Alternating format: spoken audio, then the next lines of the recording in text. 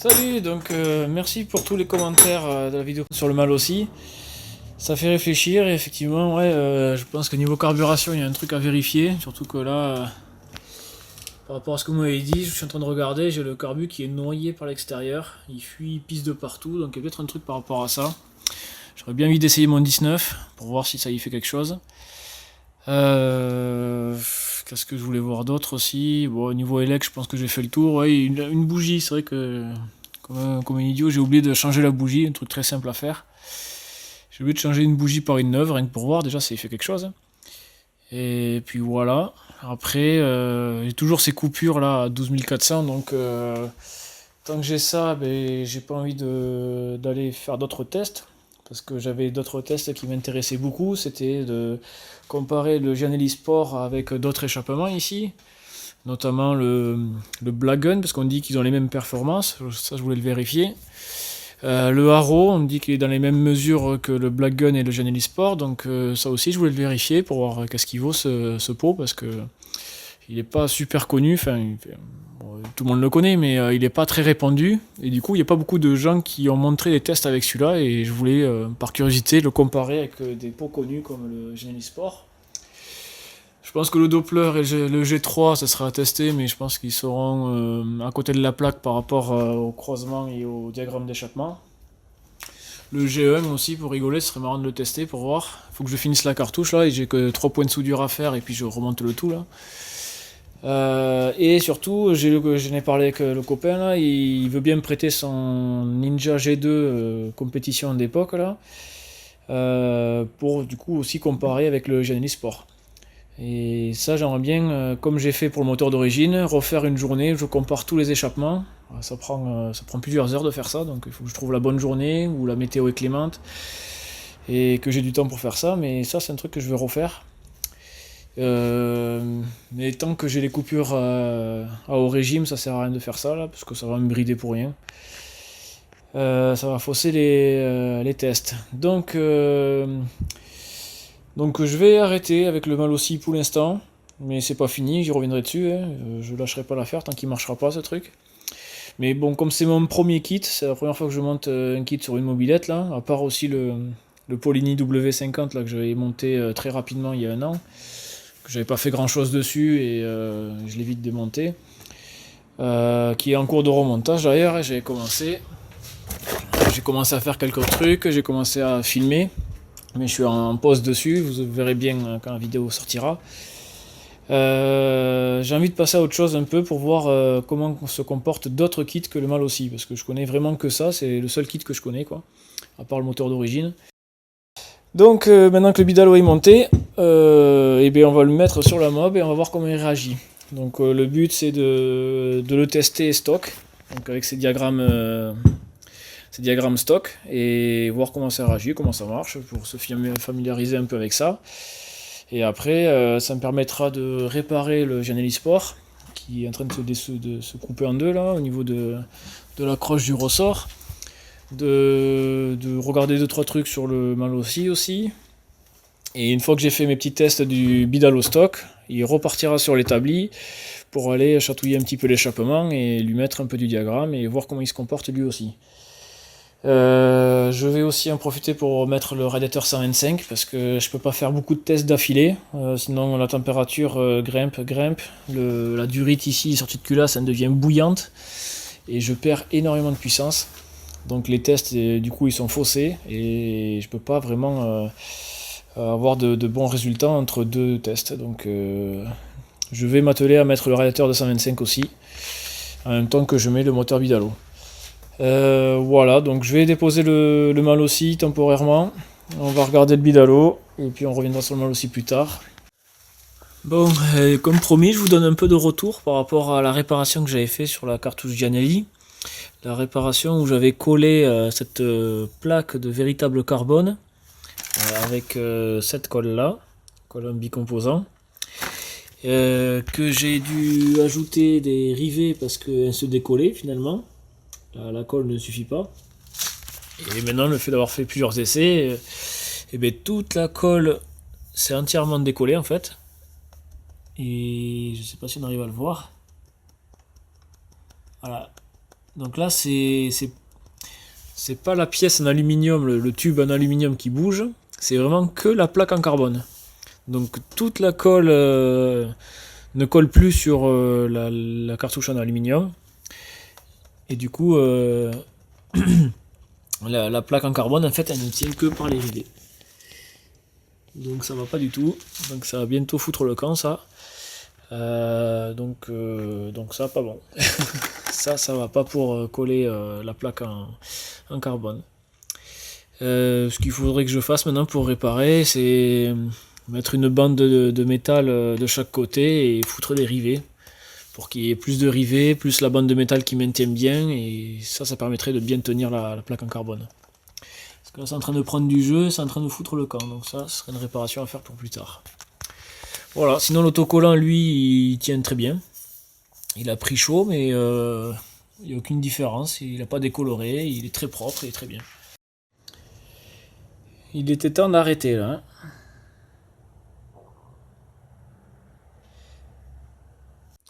Pareil pour la plaquette, là, elle a été bien bouffée quoi. Donc qu'est-ce qu'il est trempé ce carbu? Je pense que ouais, il y a peut-être une piste à creuser de ce côté-là. Il est mouillé d'essence. Il est complètement trempé quoi, il est luisant.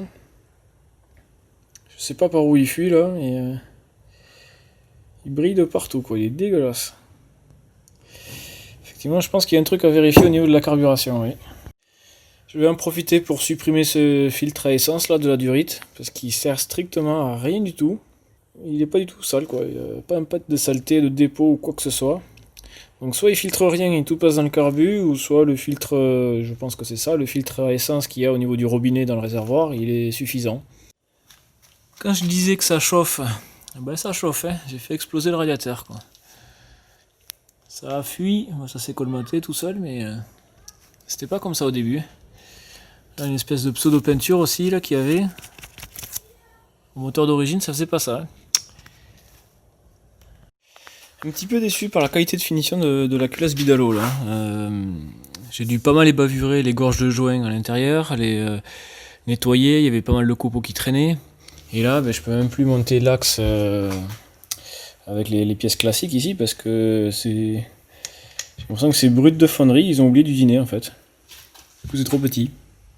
Pas de beaucoup hein, mais bon assez pour pas que ça se monte. Donc je vais aller gratter là comme un idiot là pendant une demi-heure pour refaire la portée comme il faut. Ah, c'est vraiment brut de fonderie parce qu'on voit que c'est conique, c'est conique pour que ça puisse démouler quoi, qu'on puisse sortir la pièce qui vient faire la forme. Donc il n'y a pas d'usinage, il n'y a rien et c'est pas la bonne cote. Donc il faut se le faire. Voilà un coup de fraise. On voit la marche que j'ai faite, c'est qu'il y avait quand même pas mal de matière à enlever quoi. Donc ça y est, je peux enfin monter mes pièces. C'est vrai que j'aurais pu affiner ces pièces tout simplement, mais comme elles se montent parfaitement sur le Malossi, sur le Polini, sur le moteur d'origine, et que je m'en sers, ben, je préfère adapter la culasse Bidalo à toutes les autres. Bon, j'ai décidé de changer ma tresse de masse aussi là, parce qu'elle faisait un peu la gueule. D'origine de la mob là, mais c'est surtout ici qu'elle commençait à s'effilocher et à se craquer. Du coup, je monte les yeux fermés la nouvelle tresse de masse évidemment. Évidemment, les pièces de mob ne se montent jamais sans modification. Jamais. Mais là, par exemple, c'est un trou de 5. Alors que normalement, c'est du 6 sur la mob. Voilà, je l'avais monté sur le moteur. J'avais monté le moteur. Et bien, du coup, j'ai dû tout redémonter pour sortir la tresse et pour pouvoir repercer plus gros. Génial. Alors, je suis même allé vérifier la résistance de la tresse parce qu'au bout d'un moment, je commence à plus avoir confiance en rien. Donc ça va. C'est quand même bien. Heureusement. Voilà, donc vilebrequin, Doppler, variateur, Doppler, donc l'écrou Doppler, et là c'est le drame, on peut même pas faire un tour de filet quoi. On arrive difficilement à le visser, et après il bloque, et il n'y a pas moyen de le visser quoi. Quelle grosse vilebrequin alors quoi. Ça va être coincé quoi. Ah, c'est certain, si je dois reprendre un vilebrequin, je reprendrai le Versal T6, il m'a jamais causé d'emmerde, il a toujours très bien tourné. Alors le Doppler, putain, quel alors quoi. Et donc là, comment on fait quand tout le moteur est monté sur la mob et tout là, à part de le jeter à la poubelle parce qu'on est énervé. Et ben on met l'écrou, on met un bloc piston, et puis on lui serre la gueule jusqu'à défoncer tout l'embiellage, et en espérant qu'on arrive à forcer un peu le pas et que ça marche. J'ai pas de tarot, j'ai pas de filière pour corriger ça. Et en plus c'est du pas fin, c'est du pas spécifique. Donc allez, c'est parti. Et on y met tous les produits chimiques qu'on peut trouver là pour dégraisser, décaper. Et on y va. En montant l'échappement là, je suis sur le Doppler là par exemple. Je voulais mettre la rallonge parce que ce pot il marche bien avec la rallonge. Et en fait, cette rotule elle est plus longue que l'ancienne Doppler. Donc ça c'est la nouvelle Doppler. Si je la mesure à partir de la sortie du cylindre ici là, ça fait 52 à peu près. Et sur le moteur d'origine où j'ai la vieille rotule Doppler, elle mesure 45 à peine. Donc il y a quand même 7 mm de plus. C'est pas rien. Et donc du coup, quand on rajoute encore plus la 2 cm, en fait, ça rallonge de 2 cm ça. Du coup, j'ai le pot qui passe très près du garde-boue en fait. Et je me demande si sur le mâle aussi, il n'y aurait pas moyen d'échanger les rotules pour raccourcir encore la longueur et peut-être avoir un peu plus de haut régime. Donc pour la carburation, je vais prendre le 19. Le Dell'Orto 19 BD, c'est le seul que j'ai acheté neuf et qui pisse pas de partout. Vis de richesse moins 1,5 tours. Je vais rouler avec le filtre là, le temps de faire le petit rodage. On va rouler tranquille de toute façon. Gicleur de 40 au ralenti, gicleur de 90 principal, aiguille W7, deuxième cran à partir du haut, boisseau classique 40 degrés. Et voilà. Donc tant que j'y suis, je supprime ce filtre qui est blanc comme neige, c'est-à-dire qu'il n'a rien filtré du tout, donc il sert à rien. Je vais aussi, donc il me faut une nouvelle durite, et avant j'avais de la durite comme ça en 4 mm, je trouve que c'est la mieux au niveau matériaux parce qu'elle sèche pas, elle craquelle pas, mais j'en ai une en diamètre 5, donc tant qu'à faire je vais mettre celle-là et on va voir comment elle se comporte. Niveau polyembrayage, du coup je sors les ressorts scooter et je remets les origines de la poulie, ça devrait aller.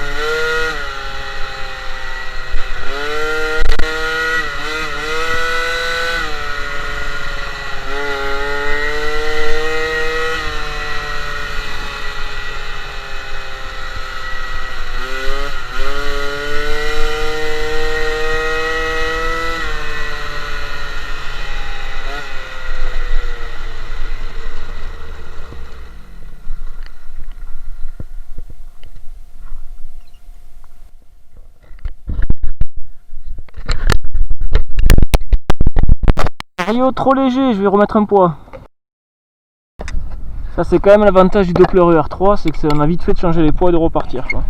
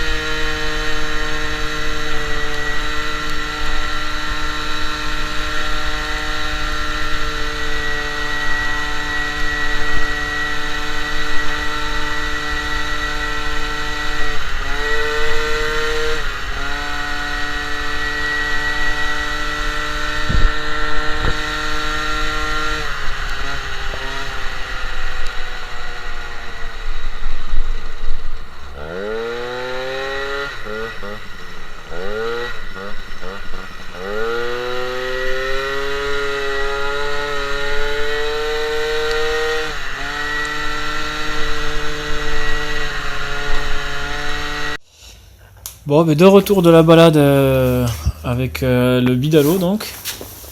Et bien très agréablement surpris, ça tourne super bien, ça. Bon, j'ai pas fait de forte accélération là, je laisse le temps au moteur de se mettre en place là, j'ai dû rouler à 70 maximum, je coupais les gaz avant. Le variateur était pas ouvert à fond, loin de là. Bon, ça sera réglé ça aussi. Les échappements, ça sera essayé aussi, on va tester un bon paquet d'échappements.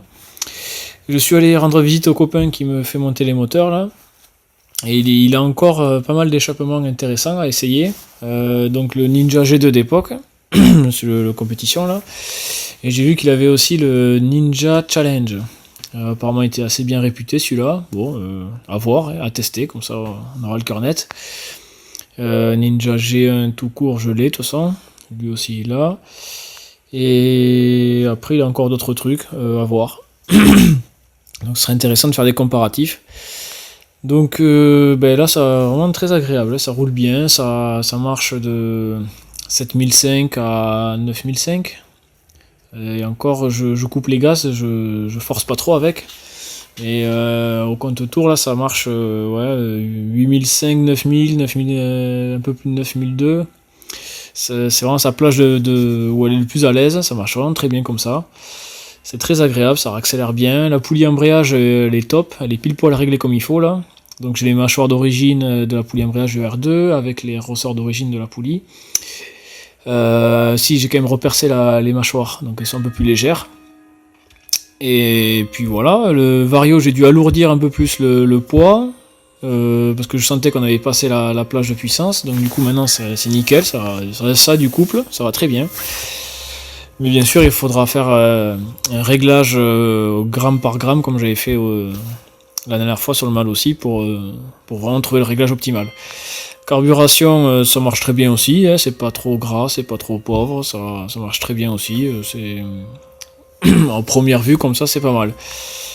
Ça tient bien le ralenti à peu près, oui, pas mal, ouais.